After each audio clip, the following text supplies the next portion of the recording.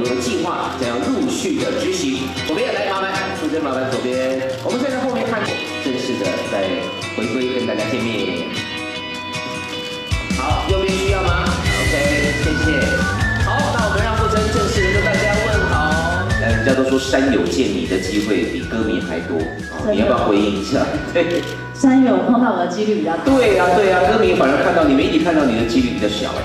对啦，就是很开心，有一点这一段时间，我相信不只是我自己，应该大家在工作上或生活上都会有一些调整。你应该也是啊，你不是有去爬山？对呀、我还去你的故乡新竹县。新竹，我就看焦哥爬照啊。对呀、对呀、因为新竹县找我代言嘛，他们说傅真太贵，所以找一个价差比较多的。但是真的到处都看得到你的人形立牌，你是新竹县之光。但是重点是现在终于回来了。事实上，我们要澄清一下，傅真这半年真的不是只有爬山。我不是只有爬山，不是只有踏青，不是只有爬山。对，要不然你们怎么看得到旋律的 MV？你们怎么看得到皆可的 MV？对呀，十几年来在演艺圈的锻炼，就是为了好好的爬山。OK， 好。就是被那个爬山耽误，被歌手耽误的山友。OK， 好。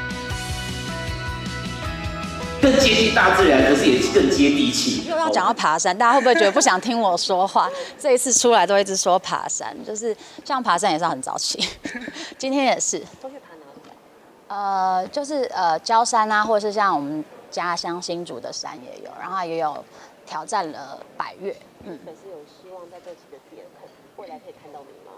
粉丝很可爱，他们真的就是在网络上说，会不会我们在山上遇到傅真的几率比在其他的地方高？他们就说我是那个，就是已经进入一种山友的状态了，就是被歌唱事业耽误的山友。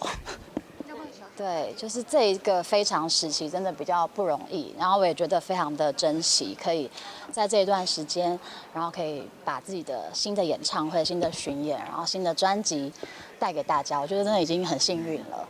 然后我觉得大家还是以安全健康为上策，然后我觉得那是最高的指导原则，然后把这个东西顾好了之后，然后再来享受娱乐这样。那其实有蛮多黄牛已经蠢蠢欲动，我想说你怎么看？黄牛退散。对，就是我觉得应该它也是一个，或许啦，我不知道，或许是一个供需的问题，所以我觉得还是要呼吁所有的，就是有愿意想要买票的歌迷朋友们，就是遵循一个正规的管道，这样子就黄牛自然就会退散。这一次有跟